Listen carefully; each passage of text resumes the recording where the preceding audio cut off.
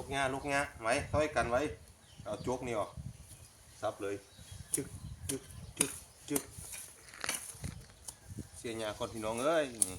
หญ้าอยู่หน้าบ้านนี่อันนี้ก็พักที่สร้างพักเอีเตอร์นี่เขาเอิ้นนะมึงจ้างมาซื้อผักนี่พวกไว้กินพี่น้องเอ้ย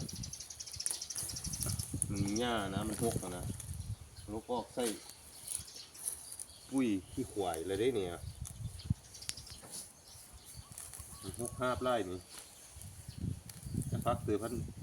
มูจักซื้อเนี่ยห้อมปีห้อมแต่ละอื่นนะกับล้าน2 คนนะพุดโจกเจ้ากันอ่ะพุดโจกมีแต่เศษไหมนี่